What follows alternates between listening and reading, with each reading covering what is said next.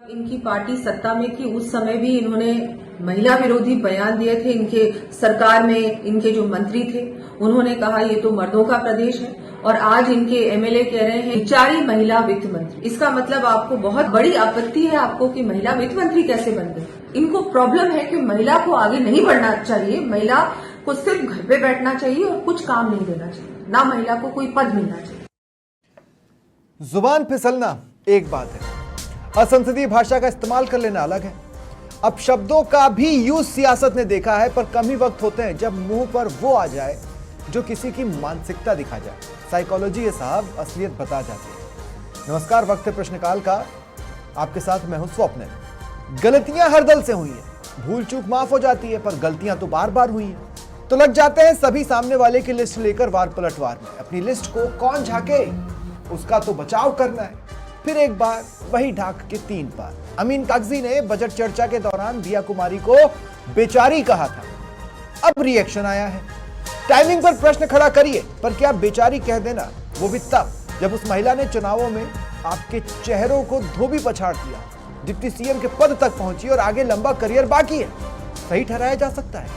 क्या ये आपकी मानसिकता नहीं दिखलाता? क्या ये पूरी पार्टी की मानसिकता है? आज इसी पर चर्चा करेंगे। मेरे साथ जो गेस्ट पैनल जुड़ रहा है आपको इंट्रोड्यूस करवा देता हूं। सारे गेस्ट जो मेरे साथ जुड़ेंगे कुछ ही पलों में आपके टीवी स्क्रीन पर होंगे, लेकिन इस वक्त मेरे साथ भाग्यश्री जी हैं, सामाजिक कार्यकर्ता हैं। मैं स्वागत करता हूं आपका भाग्यश्री जी। सेंटेंस ये था कि इसलिए बेचारी मैडम को 2.25 घंटे खड़ा रहना पड़ा। क्या ये एक्सेप्टेबल है? क्या ये बेचारी शब्द एक्सेप्टेबल है? क्या ये इन टोटलिटी नारी का या महिला का अपमान नहीं है? स्वप्निल, सबसे इम्पॉर्टेंट चीज़ तो ये है कि जिस व्यक्ति ने बोला है वो कोई साधारण व्यक्ति नहीं है, उसको भी जनता ने चुना है और वो जनता का प्रतिनिधित्व करता है। और अपने आप में ये जो शब्द उन्होंने बोला है, क्या वो अपनी मानसिकता बता रहे थे कि महिलाओं को लेके उनकी मानसिकता क्या है?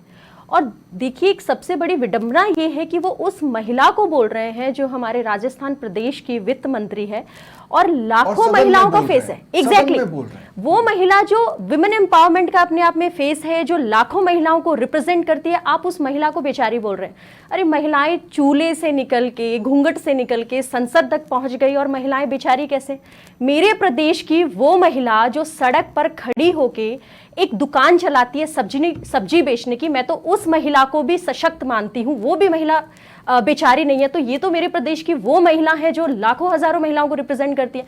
एंड सेकंड, सबसे इंपॉर्टेंट चीज, आज एक महिला के तौर पे मैं ये सोचने पे विवश हूं कि इनको जो चुना गया है और इनके हिस्से में सिर्फ पुरुषों का वेलफेयर तो आएगा नहीं, महिलाओं के लिए भी इनको कार्य करना है। तो जो व्यक्ति महिला को बेचारी समझ रहा है, मतलब आपने महिला सशक्तिकरण, महिला इक्वालिटी, समानता, 21वीं सदी, कॉन्स्टिट्यूशन में हम लोग समानता की बात करते हैं, आपने उन सभी चीजों को छोटा समझा दिया है और आपने ये बता दिया है कि महिलाएं बेचारी है। तो मेरे मन में एक प्रश्न चिन्ह है कि क्या इनका जो दायित्व है वो उसका निर्वहन प्रॉपर तरीके से कर पाएंगे क्या? अगर दिया कुमारी 2.25 घंटे खड़ी नहीं, इन सज्जन के हिसाब से, अमीन कागजी इन सज्जन के हिसाब से दिया कुमारी 2.25 घंटे खड़ी रही, ये क्रेडिटेबल है? करके दिखा दें आधे से ज्यादा लीडर्स।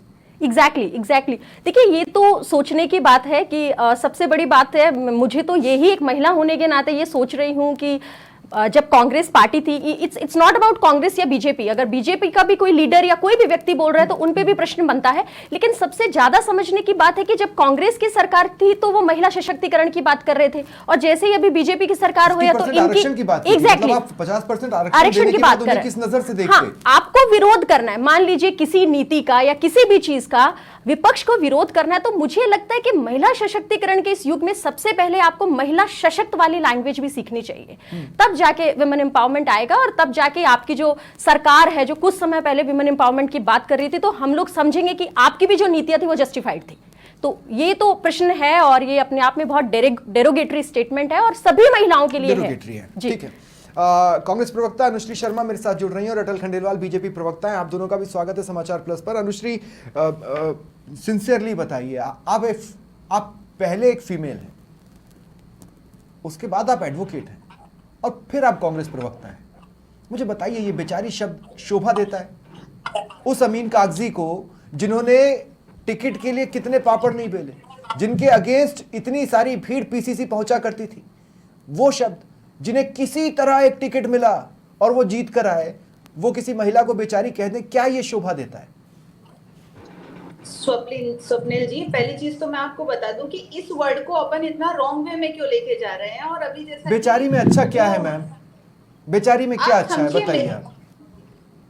तो बुरा भी क्या है? क्या हाँ? ये बहुत ही ज्यादा, आप बेचारा पुरुष भी हो सकता है, मैं ये नहीं कह रही बेचारी महिला ही है। उसको बोलने के पीछे मकसद क्या रहा है, आप उस चीज पे जानिए। आज भारतीय जनता पार्टी अगर बात महिलाओं की करती है, महिलाओं के लिए इन्होंने क्या आवाज उठाई। दूसरी बात ये कि ये इन्होंने डिप्टी चीफ मिनिस्टर बना रखा है, क्या उनको क्या पावर्स है? आज बजट भी आता है, पीसी होती है, उसमें आप खुद देखिए वित्त मंत्री कौन है, वो बैठे हैं और कोई दूसरा उसको पीसी को संबोधित कर रहा है। हाँ। तो महिलाओं को जो बजट स्पीच किसने दी? वो पावर तो यूज हो ही नहीं पा रही है। बजट स्पीच किसने दी? बोलने के पीछे मकसद पे जाइए आप। नहीं, बजट स्पीच किसने दी? और दूसरा, किसी की भी लाचारी का मजाक उड़ाना अगर आपकी सेंस में मैं पूछूं तो कहां तक सही है? अगर कोई लाचार है, मजाक उड़ाना नहीं। आज ये भारतीय जनता पार्टी बोलती है कि हम जो महिला शक्ति वंदन अधिनियम लाए या फिर वुमेन एम्पावरमेंट की बात करती है, तो वुमेन स्टैंड कहां कर रही है इनकी पार्टी में? उस चीज को भी तो देखना जरूरी है ना। एक तरफ तो आपने अरे मैम, अनुश्री जी एक बात बताइए, अनुश्री जी एक बात बताइए, आपने वादा किया था कि आप 50% आरक्षण देंगे, है ना? आपने कहा था महिलाओं को आरक्षण देंगे। अब मैं आपसे ये बोलता हूं कि महिलाओं को आरक्षण देने के बाद क्या इसी तरह के सेंटेंसेस से गुजारेंगे? अगर उनमें से किसी एक ने भी स्ट्रगल किया लाइफ में तो हम उसको बेचारा बोल देंगे? हम बोलेंगे इसके पीछे की भावना देखो। मैडम, पीछे की भावना क्या होती है? पीछे की भावना ही समझा रही हूँ स्वप्निल जी मैं, कि अगर वुमेन एम्पावरमेंट की बात कर रहे हैं तो आप महिला को वो शक्ति तो दो। आज इनके मंत्रिमंडल में देख लीजिए कितनी जो महिलाएं वो मंत्री है। हमारे टाइम पे 2 महिलाएं जो थी वो कैबिनेट मिनिस्टर थी और उनको हर कैबिनेट में संबोधित करने दिया जाता था, पीसी में बराबर का दर्जा दिया जाता था, ना कि हम उनको 3.5 घंटा खड़ा रखते थे। जिस तरीके से मैं क्या जनता देख रही है कि तो आप ये कह रही है कि बेचारी कहना सही था, उसमें कुछ गलत नहीं था? मैं सिर्फ इतना सा कहना चाह रही हूँ कि बेचारा महिला ही नहीं, बेचारा पुरुष भी हो सकता है।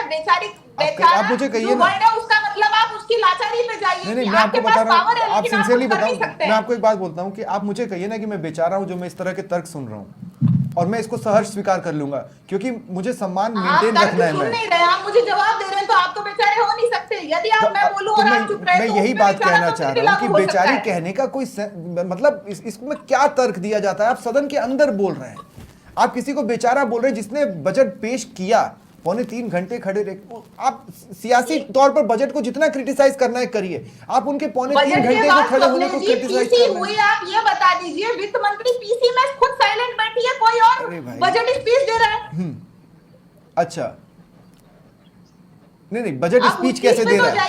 वो बजट पर अपनी राय रख रहा है। पहले ये मुद्दा उठा रखे थे महिला अपराधों का, महिलाओं को अच्छा जो पावर मिलनी चाहिए, आधी आबादी है, आज कहाँ स्टैंड कर रही है? इनके पार्टी में भी कितनी जगह है महिलाओं की और किस तरीके से ये आंकड़े हैं, उस चीज को देख लीजिए। अच्छा। कितना इनका बड़ा मंत्रिमंडल है या कितने लोग हैं इसके अंदर।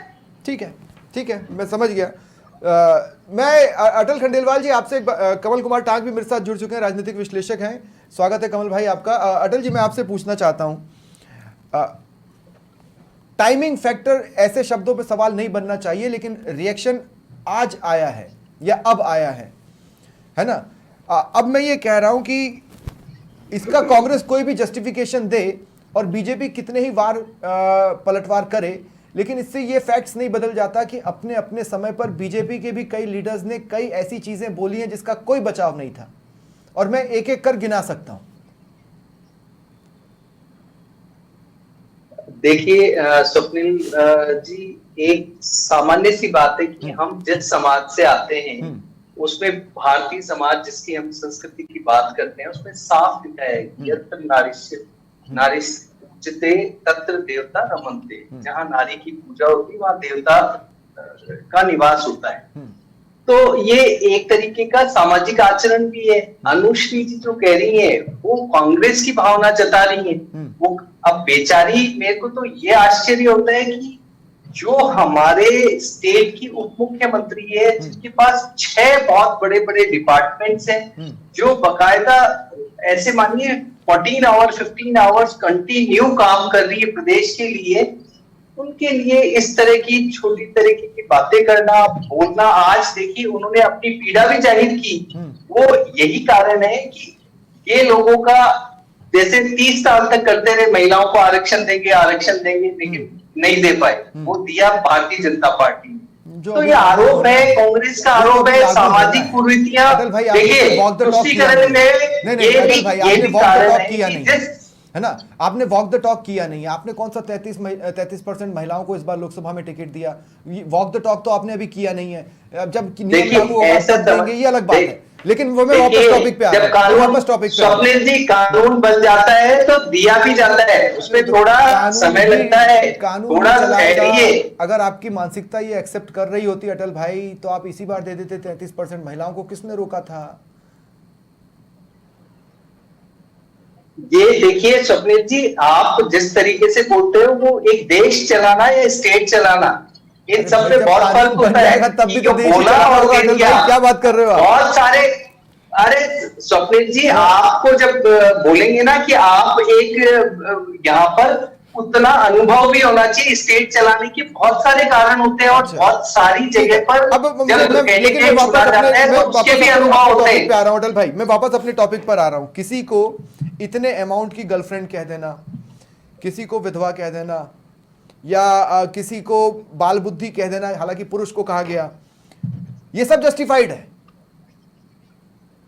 नहीं, जस्टिफाइड तो कुछ भी नहीं है। यदि कोई भी व्यक्ति, भले हमारी पार्टी से हो, भले किसी और पार्टी से हो, वो यदि गलत तरीके की सदन में अगर बात करता है तो वो गलती रहेगी स्वप्निल भाई। उस पर कोई इशू न मैं इसको जस्टिफाई करूंगा और न किसी और को मतलब करना चाहिए। भावना, देखिए आप ये देखिए कि जब किसी की भावना को जब चोट पहुंची तो उन्होंने आज पीड़ा भी जाहिर की।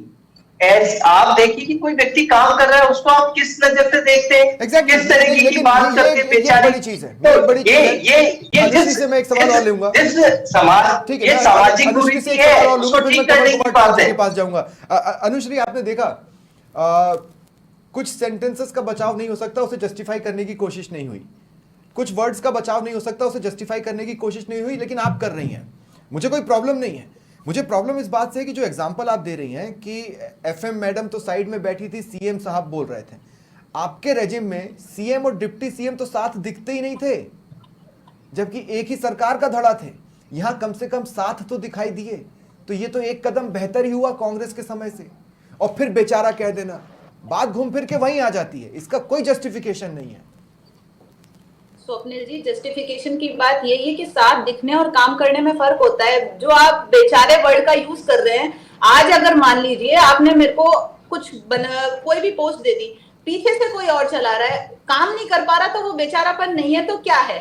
पहली बात तो ये। दूसरी बात, आज ये कहते हैं कि हमने, अभी इन्होंने ही बोला कि हमने महिला शक्ति वंदन अधिनियम लेकर आए।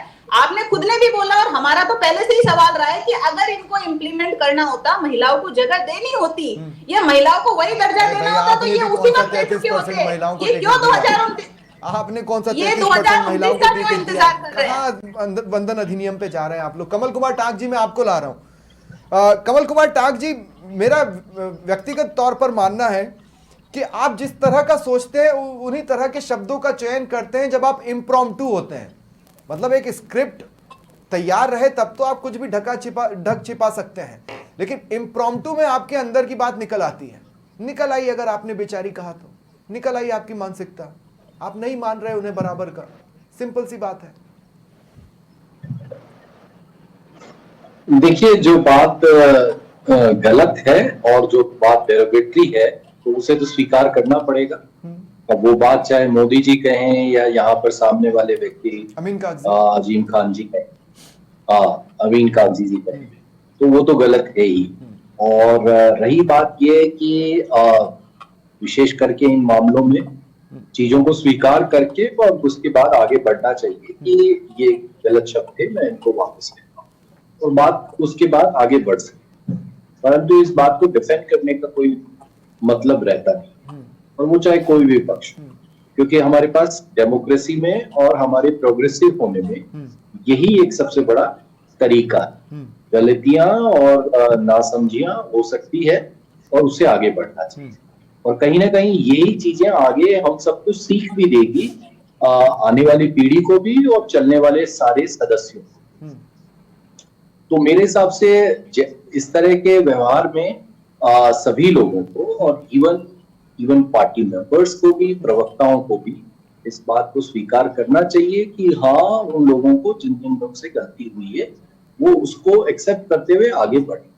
रही बात ये कि किसी को काम नहीं करने दिया जा रहा है, कोई काम कर रहा है, कोई उसकी जगह कर रहा है, ये पूरा एक तरीके से डिस्कोर्स को पैदा करने के लिए या यूं कहें कि विमर्श को चलाने के लिए है, जनता के बीच एक तरीके का पॉलिटिकल पर्सपेक्टिव बनाने के लिए, दृष्टिकोण बनाने के लिए होता है। तो मुझे लगता है ये जब राजनीतिक मंच रैलियां होती है, राजनीतिक सभाएं होती है, तब उस तरीके के टीका टिप्पणियां चलती है। हालांकि उसमें भी काफी संजीदगी लानी चाहिए, परंतु सदन के पटल पर इन चीजों से बच के ही रहना चाहिए। ये बिल्कुल भी सही आचरण नहीं है। हाँ, लेकिन फिर अब मेरा सवाल सिंपली ये है कि सदन में जब ये शब्द उठा उस वक्त किसी को भी नहीं आपत्ति दर्ज कराने की सूझी। कमल भाई, आप समझ रहे मेरी बात?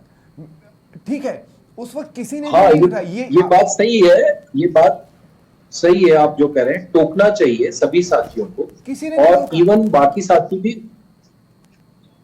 साथियों को भी टोकना चाहिए। और जहां तक रही ये बात कि हम सब ये चाहते हैं कि महिलाओं का प्रतिभाग रहे, महिलाओं की जो मतलब पार्टिसिपेशन है वो बढ़े, और जिसके लिए रिजर्वेशन लाकर उसको किया भी जा रहा है। परंतु ये सब ऐसा ही लगता है कि कांग्रेस कहती है हम 50% देंगे, वो कहते हैं कि हम 35% का रिजर्वेशन बिल ले आए।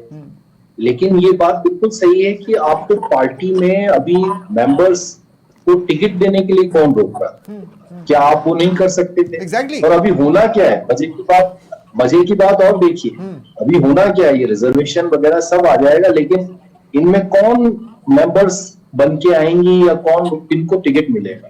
ये उन्हीं के परिवार की महिलाओं को मिलेगा जो ऑलरेडी सक्षम है। अगर किसी के पुरुष का जा रहा है तो फिर उसके महिला को दे देंगे उस सीट, उसके परिवार को। तो कुल जवाब बात ये है कि वहां पर भी असली महिलाओं का जो प्रतिभाग है जिस सोच के साथ, वो पीछे रह जाएगा।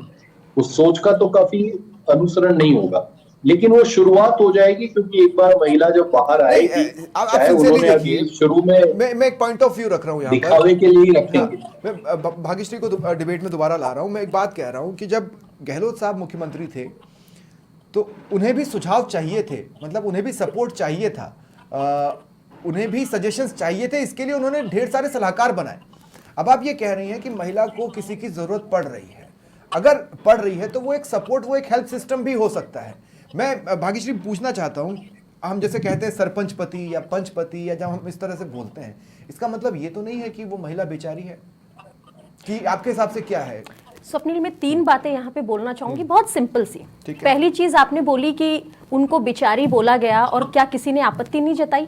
हमारे बीच में जो कांग्रेस की प्रवक्ता बैठी है वो खुद एक महिला है और उन्होंने एक स्टेटमेंट दिया कि बेचारी में गलत क्या है। आप सोचिए कितनी बड़ी विडंबना है कि हमारी सोसाइटी में ये बिल्कुल उस तरीके से है कि हमने धारा 354 बना दी है कि किसी का पीछा करना, झांकना, जिसको हमने बनाया है अपराध, लेकिन हम उसको बहुत आम समझते हैं। उसी तरीके से बेचारी वर्ड को हमने कितना आम बना रखा कि एक महिला खुद इस प्लेटफॉर्म पे बोल रही है कि बेचारी में दिक्कत क्या है। बेचारी में दिक्कत क्यों नहीं है? एक बेचारी, एक महिला बेचारी कैसे हो सकती? 1 मिनट, जब आप बोल रही थी मैं नहीं बोल रही थी। 1 मिनट,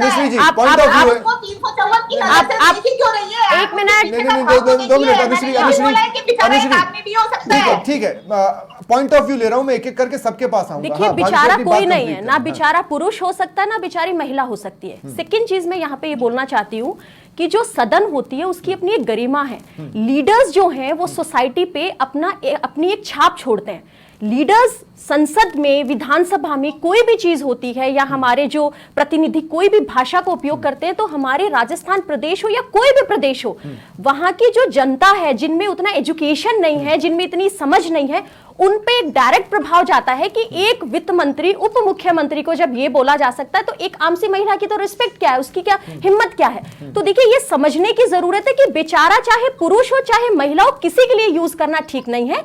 आपको एक गरिमा मेंटेन करनी पड़ेगी। कि जो चीज गलत है उसको प्लीज आप कांग्रेस की प्रवक्ता है तो उसको जस्टिफाई मत कीजिए। ये बहुत सिंपल सी बात हो सकती है कि हाँ जी गलती हो गई और माफी मांगते हैं, ये चीज वहां पे खत्म हो सकती है। ठीक है जी नहीं अनुश्री, देखिए क्या है, अगर ये बोला होता ना कि अमीन कागजी ने कि मुझे ऐसा लगता है, तो वो पॉइंट ऑफ डिस्कशन में चला जाता। उन्होंने स्टेटमेंट दिया, जब उन्होंने कहा कि इसलिए बेचारी मैडम को उन्होंने टैग लगा दिया, इसलिए ये जस्टिफाइड नहीं है, आप जो कह रही हैं। अच्छा, दूसरा मैं ये कह रहा हूं कि उस समय किसी ने आपत्ति नहीं उठाई का मतलब ये नहीं है कि अमीन कागजी राइट हो गए। आप समझिए इस बात को। मैं वही चीज समझा रही हूँ स्वप्निल जी, टैग लगाना या नहीं लगाना या किसी बात को मुद्दा बनाना ये सिर्फ जनता का ही काम होता है। दूसरी बात ये कि इस भाव पे मैं वापस ये कह रही हूँ कि इसके पीछे के भाव देखिए ना, महिला को आप पावर तो दे रहे हैं लेकिन उसको काम फ्री हैंड तो दीजिए। एज ए टूल ही क्यों यूज करना है, उसको फ्री हैंड दीजिए ना। आज बजट में बजट स्पीच उन्होंने क्यों नहीं दिया? तो फिर आज इस कैबिनेट हिसाब की से किसी भी टीसी में वो क्यों नहीं होती है? इस हिसाब से कई बार राहुल गांधी से मिस्टेक्स हुई हैं जिसमें उनकी मैच्योरिटी नहीं दिखी, तो बाल बुद्धि कह देना जस्टिफाइड है। क्या ये ऐसा हो सकता है? क्या इसे माना जाए? आप ही के हिसाब से, आप ही के तर्कों के हिसाब से मान लेते हैं फिर राहुल गांधी बाल बुद्धि हैं? स्वप्निल जी, आप तो डिबेट को एकदम, मैं सिर्फ इतना सा बोलना चाह रही हूँ कि बेचारे शब्द का उपयोग जब किया गया है, मैं आपकी बात से सहमत भी हूँ, लेकिन आप उसके पीछे भाव देखिए ना। बेचारा महिला ही नहीं, पुरुष भी हो सकता है। यदि किसी आदमी को आप बोलने की भाव बताना चाहती थी, आपने तब तो भाव के रूप में लिया नहीं। कहने से करना है तो वो इंसान तो बेबस ही होगा, बेचारा ही होगा। नहीं, 2 सेकंड आप ये बताइए, दिया कुमारी आपको लगता है इतनी कमजोर है? आपके हिसाब से आपको लगता है इतनी कमजोर है दिया कुमारी? आप खुद भी राजस्थान में रह के किस तरीके से 6 महीने से सरकार काम कर रही है वो आप भी देख रहे हैं, मैं भी तो आपकी भी सरकार देखी थी कैसे काम कर रही थी। हालांकि आप मानेंगे तो आपकी भी सरकार देखी कैसे काम कर रही थी। वो तक नहीं, तब कांग्रेस इतनी बेचारी हो चुकी थी कि एक हरियाणा के होटल में धड़ा बैठा होता था, एक जयपुर के होटल में धड़ा बैठा होता था। वो बेचारापन था कि वो लाचारगी थी और सीएम डिप्टी सीएम साथ नहीं दिखते थे है। और आप ये बता रही हैं कि दिया कुमारी जो कि आपके सामने है, उनसे काम कोई और करवा रहा है। अनुश्री जी, 3.5 घंटे एक महिला को खड़े रखना, उनको किसी कैबिनेट में जगह नहीं देना, वो खुद से खड़ी है। महिलाओं के मुद्दे की बात है तो आप सिर्फ महिलाओं के मुद्दे पे आइए ना। हाँ, तो 3.25 घंटे अगर एक महिला खड़ी है तो ये उसकी फिजिकल स्ट्रेंथ है। भारतीय जनता पार्टी ने किस जगह जगह दी? अरे मैम, आज ये सरकार में आने से पहले मुद्दा उठा रहे थे महिलाओं का। ठीक है। मैं अटल खंडेलवाल जी, मैं आपसे एक बात पूछना चाह रहा था। मेरे बार बार ये थॉट मेरे दिमाग में आया कि जिस वक्त बोला गया, अलग अलग टाइम पर अलग अलग इश्यूज पर बवाल होता है ना, उसी दिन बवाल क्यों नहीं हुआ? उसी शब्द को उसी वक्त क्यों नहीं पकड़ा गया? उसे एक्सपंज करवाने की मांग उसी वक्त क्यों नहीं उठी? क्योंकि एक महिला को जब बेचारी बोला जाए तो वहां बैठे तमाम व्यक्ति को लगा सच तो है यार, उसका विरोध उसी वक्त होना चाहिए था। ये एक दिक्कत है। स्वप्निल जी ऐसा नहीं है। अभी आप देख रहे हैं ना विधानसभा के अंदर जिस तरह से डिबेट चल रही है, वहां इनफैक्ट लोकसभा में भी आप अब तो कुछ इस तरीके का एक चला के प्रयास किया जा रहा है। वो होता है तिल का तार बनाना। तो वो हर वक्त ये चाहते हैं कि इस टाइम को, बजट को डिस्कस नहीं किया जाए, किसी ना किसी मुद्दे को कहीं और पर ले जाया जाए। तो ये एक वजह हो सकती है कि उस वक्त जो हमारे जितने भी विधायक थे और मंत्रीगण थे, उन्होंने उस टाइम को एक बार ये भाषण कंप्लीट होने के बाद फिर उन्होंने अपनी इस पर बोल ही दिया, विरोध जता दिया कि भाई ये जो आप जिस तरीके से ये शब्दों का इस्तेमाल करते हैं, देखिए बाहर भी कोई अगर गलत शब्द का यूज करता है तो हम बोलते हैं कि भाई पार्लियामेंट्री लैंग्वेज यूज करो, अनपार्लियामेंट्री लैंग्वेज मत यूज करो। तो हम तो सदन को इस तरीके से देखते हैं। मैं कह रहा हूं अनपार्लियामेंट्री लैंग्वेज तो आपके भी चेहरे यूज करते ही है ना। वो एक्सपंज करना नहीं करना वो विधानसभा स्पीकर या लोकसभा स्पीकर के हाथों में। मैं ये कह रहा हूं कि बाकी लोग अपोज क्यों नहीं करते, धड़ा क्यों अपोज करता है?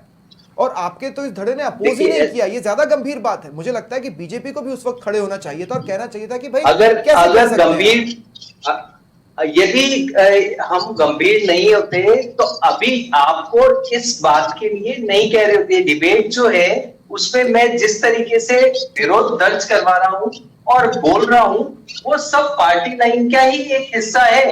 और एज ए प्रवक्ता ये हम बकायदा ये बात हर जगह है कि जिस तरीके की सामाजिक वातावरण से जिस व्यक्ति ने जो बात कही, वहां पर शायद महिलाओं का उतना आदर नहीं है, वहां कुरीतियां हैं और उनको ठीक करने की जरूरत भी है। ठीक है कमल कुमार टाक, मैं क्लोजिंग कमेंट के लिए आपके पास आ रहा हूं। क्लोजिंग कमेंट में सिंपल सी बात है कि हमने महिलाओं के खिलाफ बहुत से डेरिगेटरी स्टेटमेंट्स देखे हैं, अलग अलग समय पर, अलग अलग टाइम पर, अलग अलग चेहरों के लिए। कभी सोनिया गांधी के लिए, कभी दिया कुमारी के लिए, कभी किसी के लिए, कभी किसी के लिए। और ये सब हमने सदन में होते देखा है, चाहे वो लोकसभा हो, राज्यसभा हो या विधानसभा हो, या किसी और स्टेट की विधानसभा हो या परिषद हो। आप जितना नीचे जाते जाएंगे वो और स्पेसिफिक होता जाता है। देखिए यही बात है कि हम लोग जो है वो बात करते हैं, हमारे वेद से लेके आते हैं और वेद से बात निकाल के कहते हैं कि भाई जहां पर नारी की पूजा होगी वहां देवता का निवास। तो अब कहानी ये है कि ये बोलने के लिए तो काफी अच्छा है, लेकिन बात यहाँ है कि हम पूजना तो छोड़िए, सम्मान को कैसे दे पा रहे हैं अपने आसपास और उसको कैसे दिखा पा रहे हैं। कई बार तो क्या होता है कि हम चीजों को एक तरीके से शोकेश भी करते हैं, तो वो भी बहुत जरूरी होता है क्योंकि वो परिचय होता है आगे बढ़ने का, समाज को एक तरीके से उस तरफ ले जाने के लिए, क्योंकि वो पूरी तरीके से तो 100% वैसा नहीं होता है, उसको बनाया जाता है। उसको बनाए रखने के लिए जो जद्दोजहद होनी चाहिए, वो चाहे आप वेद वाक्य से निकाल तो ले आए, लेकिन उसको वास्तव में धरातल पे रखने के लिए आपको जो बेचारी और जो पिछड़ी या कमजोर मानसिकता से तो बिल्कुल बाहर निकलना पड़ेगा जो उनके लिए हमने बना रखा है, क्योंकि ये पुरुष प्रधान समाज है, ये हमें मानना पड़ेगा। और इवन महिलाएं भी उसके शिकंजे में हैं, वो भी पुरुष प्रधान हो जाती है, तो वो फिर उनको भी ये लगता है अच्छा ये तो ठीक है, नॉर्मल होगी बात, लेकिन ये नॉर्मल नहीं है। वो जब उसको आगे ले जाएंगे, ये पक्ष विपक्ष की बात नहीं है, ये एक तरीके से एक व्यापक या यूं कहें कि पूरे स्पेक्ट्रम में 360 डिग्री पर देखने की बात है। जब आप उस नजरिए से देखेंगे तो आपको लगेगा कि हमारे समाज में पुरुष प्रधान होने की वजह से काफी क्रूतियां है, और उसको दूर करने के लिए इस तरह की चीजों से बचना ही नहीं, उससे दूर रहने की पूरी कोशिश करनी चाहिए। तो ये शायद हमारे सबके लिए होगा तो जो दिल में होता है वो निकल आता है। एक तरह से अमीन कागजी के जो दिल में था उन्होंने वो सच्चाई के तौर पर सामने रख दिया, लेकिन उसका बचाव नहीं होना चाहिए। मैं सिर्फ इस डिबेट के अंत में इतना ही कह सकता हूँ। बहुत बहुत शुक्रिया आप सभी का मेरे साथ जुड़ने के लिए। फिलहाल इतना ही, नमस्कार।